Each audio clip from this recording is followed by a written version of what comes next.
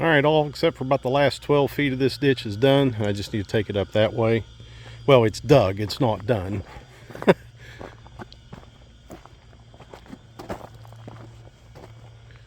All right, got a little crooked right there, and that's just because I kept sliding. All this didn't dry up near as much as I'd hoped it did. So, and I couldn't get in this corner and come in like that, so I had to come down, and I was sliding a little bit. So easy enough, let it dry out. Almost all the water's drained out of it. There's still a couple little puddles. It'll finish out there, dry up, or it'll fill back up with water again because we're supposed to get rain again. Surprise, surprise. Anyways, a couple cool finds while I was here doing this. And where I'm at right now, I'm just over 1,200 foot in elevation.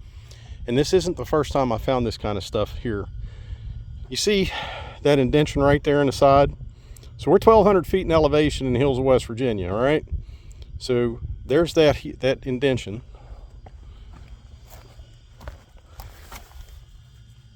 I started pulling round river rocks out of here. This one's going to be cool when I clean it up because it's got some pretty neat striations on it. But there's that one. There's this one. And you see the black on this? That's charcoal from a fire. There's a semi-flat rounded rock. Here's a layer of charcoal. You can tell because it stains your fingers. And there was a big charcoal ring right there as we were digging this out.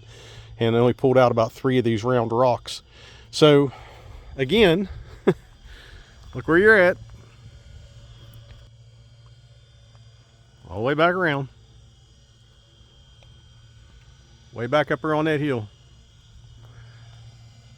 The road is way down over there. The creek bottom's even lower than the road, obviously. But this is not the first time we found round river rocks up here. And it's not the first time we found a charcoal layer. Now, there was about 4 feet of this taken off when we excavated for all this. And that goes down about another, roughly 2 feet. So, I mean, you're talking roughly 6 feet of depth here that we found that layer of charcoal right there. And there was more over in here, but it's kind of got cleaned out a little bit from where we continued to dig out. And then these rocks. I think that one's kind of rounded, but, and this is all charcoal on the bottom of this. Now, when we built our house, well, before we built our house in 2013, I come up here with the backhoe and dug a test hole for the septic system, and it had to be 6 feet deep. And I dug that hole out and got about 5 feet down and noticed all the way around that hole on about 5 feet down, a black layer. I'm thinking, is that coal? And as I reached down in there again and started pulling more of it out, I got off the tractor, went over there and started playing. And it was charcoal. It was obviously charcoal. And I called one of the state archaeologists and I talked to them and I said, can you determine age by the depth? And she said, not in West Virginia. She goes, it's very hard to do that, especially up on the hill, because according to man's history, the Appalachian Mountains used to be higher than the Rockies, and they've eroded over time, and that's why you see more of the rounded hills like behind me. And she said because of the movement of the land in West Virginia, it's hard to gauge age by depth. And I said, well, and I explained to her what I found. And she said, she goes, so you found one of 2 things. She said you either found an old campsite with a campfire, or you found evidence of an old paleo forest fire. She said go about 30 feet in any direction from that hole, dig another hole the same depth. If you hit that layer again at about the same depth, she said that'll tell you that was probably a paleo forest fire. Well, I did. I went 30 feet away. Actually, I went probably 50 feet away. Dug another hole 6 feet deep. Didn't find that layer again. So really cool to find that out and figure that out. And that's like this big rock right here that the kids were bound to determine that it was a fossil. That's an oddly shaped rock. Rounded on the edges. Kind of, oh God, that thing's heavy. Kind of concave there. Really cool. And they found it right here. And I dug it out for them. So, my honest thoughts on things is Science doesn't know everything. Science hasn't figured everything out. Man hasn't figured everything out. There's a lot more going on than what we'll probably ever know. I found right here over the top of the building, even higher up, I was planting a couple trees up there several years ago, and I found a great big round, looked like a river stone rock.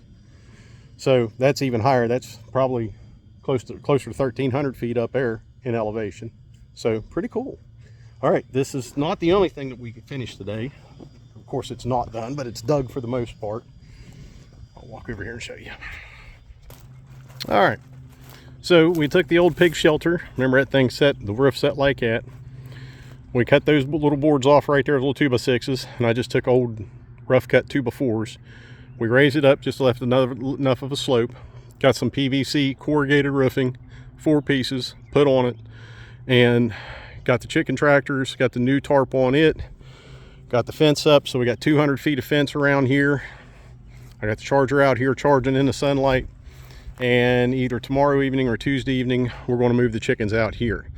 Now, one of the pipe feeders that I had, 8 feet a piece of pipe, cut down the middle with a trench over. You guys have seen it. Well, hell, it's right here.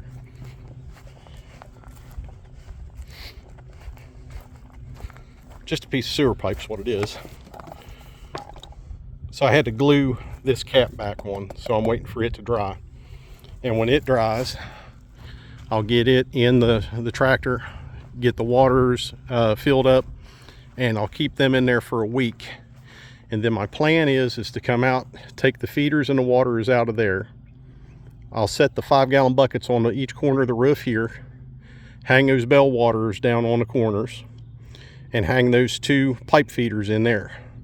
This will be the feeding station. It's right here, right next to the fence, closer to the house, where I can just take the hose, go right across the fence, fill it up. And then they'll go in their chicken tractors at night. Now for the first week, I'm gonna leave them in their chicken tractors with feed, with water, and then I'm gonna start letting them out and day ranging through the day. And this area should give them plenty of room, lots of grass coming on. And as they graze and mat this down, I'll move the fence that way. I got a lot of old tree branches and stuff I piled up over here I got to burn up. Got to wait till after 5 o'clock for burning season, until at least I think the end of May here. But we got that much done. A lot of cleanup now, just getting all these old scrap boards and pieces of old boards and stuff burn up, getting that stuff done. But we were able to get that much done today. Took the tiller off the back of the Kubota, put the mower deck on it, mowed down through there. Old tarps need to go to the dump. So it's we moved a little bit today. We got some stuff done, thankfully, so I can just work on the little stuff the rest of the week here, and hopefully get those meat birds out here tomorrow evening or Tuesday evening, one or the other. We'll just have to see what the weather's doing. And that's it. It was me and Heath. Heath come down and helped me today, so we got her done, and 1 or 2 or 3 projects at a time, I guess we'll get them finished up.